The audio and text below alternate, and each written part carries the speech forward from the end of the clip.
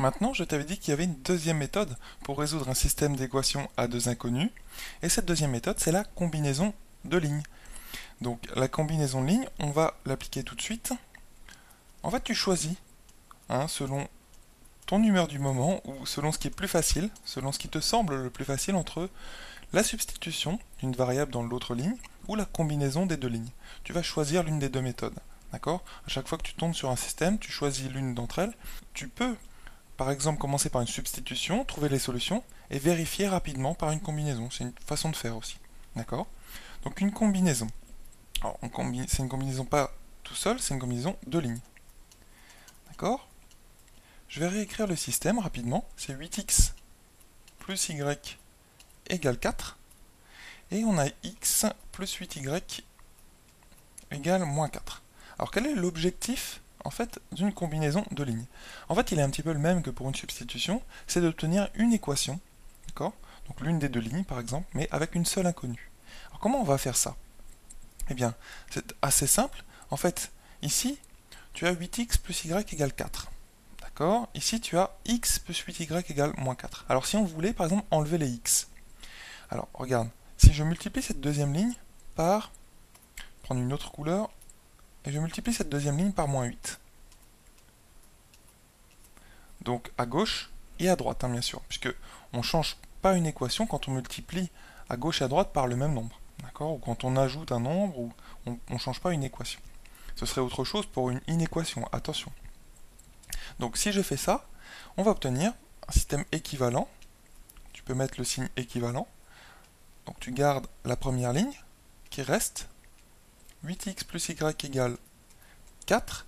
Et la deuxième ligne va devenir, eh bien, en développant tout de suite, ça va donner moins 8x. Tu vois, moins 8x. Alors, moins 8 fois 8y, ça fait moins 64y. Égale, alors, moins 8 fois moins 4, ça fait 8 fois 4, ça fait donc 32. Voilà ce que l'on obtient pour la deuxième ligne. Et maintenant, qu'est-ce qui se passe si tu ajoutes membre à membre les deux lignes que l'on obtient? Si tu ajoutes membre à membre, c'est-à-dire tu ajoutes les membres de gauche, et tu fais égal, et tu ajoutes les membres de droite. Regarde ce que l'on va obtenir. Donc j'ajoute 8x plus 8y à moins 8x moins 64y. Donc j'écris tout ça. On va obtenir 8x plus y moins 8x moins 64y. Et donc je mets le égal, et j'ajoute également les membres de droite. C'est comme si tu as deux équations, tu vois, une première équation, une deuxième équation, mais j'ai le droit d'ajouter les deux membres et de garder l'égalité. Les deux membres, enfin les deux termes membre à membre, d'accord? Et de garder l'égalité, c'est exactement ce qu'on fait ici. Donc ceci c'est égal à 4 plus 32. Voilà. Donc maintenant on va aller un petit peu plus vite, puisque, regarde ce qui se passe. Tu as 8x moins 8x qui peuvent se simplifier. Ils s'enlèvent. Et c'est ça la magie de la combinaison. Ça te permet d'enlever les x, en fait. Tu vois? Donc il nous reste y moins 64y, donc on peut le calculer tout de suite, ça fait tout simplement moins 63y. Égal à droite, donc 4 plus 32, ça fait 36. Voilà. Et voilà. Donc là, on a une équation très simple à une seule inconnue qui est y. Donc tu vois, je reviens un petit peu en arrière. Pourquoi on avait multiplié la deuxième ligne par moins 8? Eh bien, de façon à obtenir 8x. Et dès que tu as deux termes en commun avec la même inconnue, comme ça, x, donc 8x en haut et 8x moins 8x en dessous, eh bien quand tu ajoutes, eh bien ça s'annule. Donc ça te permet d'enlever les x. Voilà, ça te permet d'obtenir en fait une troisième ligne en quelque sorte, qui est l'ajout, la combinaison des deux lignes par simple ajout, par simple addition, membre à membre, attention, et d'avoir une équation à une seule inconnue. Et ça c'est facile à résoudre. Et d'ailleurs, ça ressemble étrangement à une équation qu'on avait trouvée un petit peu tout à l'heure avec 63 et 36, tu t'en souviens. Et on va obtenir, si je divise à gauche et à droite par moins 63, donc ça me permet d'enlever le moins 63 ici et d'obtenir y égale quelque chose. Et donc, on va obtenir y égale 36 sur moins 63. Et ça, c'est aussi 9 fois 4, puisque 36, c'est 9 fois 4, sur, et moins 63, eh bien c'est moins 9 fois 7. Ce qui fait que les 9 s'annulent. Donc il va nous rester 4 sur moins 7, autrement dit le moins, tu peux le mettre au niveau du trait de fraction, au niveau du 4 comme tu veux. Ça fait en fait moins 4 septièmes. Là je le mets au niveau du trait de fraction. Tu vois, quand tu as un seul moins dans une fraction, tu peux le balader au numérateur, ou au niveau du trait de fraction, ce qui fait qu'il est devant la fraction, ou au dénominateur. C'est pareil. Donc voilà, là on a trouvé notre y déjà, à l'aide d'une combinaison de lignes. Et il faut remonter et trouver x maintenant. Donc ça va être simple.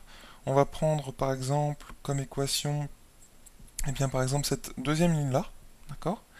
Et si tu prends cette deuxième ligne là, on va obtenir x plus 8y égale moins 4. Oui, mais on peut retrancher à gauche et à droite moins 8y, de façon à passer le 8y de l'autre côté, ce qui fait qu'on va obtenir x égale quelque chose.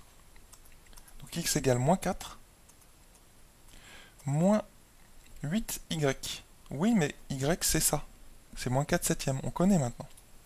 Donc moins 8 fois moins 4 septièmes. Alors là, il faut bien manipuler les nombres, parce que deux signes en mathématiques ne peuvent pas se suivre, donc il faut mettre des parenthèses. Ok, donc on va obtenir moins 4, et moins 8 fois moins 4 septièmes, c'est aussi plus 8 fois 4 septièmes. En fait, les moins s'annulent. D'accord? Donc plus 8 fois 4 septièmes. Ce qui fait qu'on obtient, alors moins 4 plus, au numérateur, 4 fois 8, 8 fois 4, c'est 32.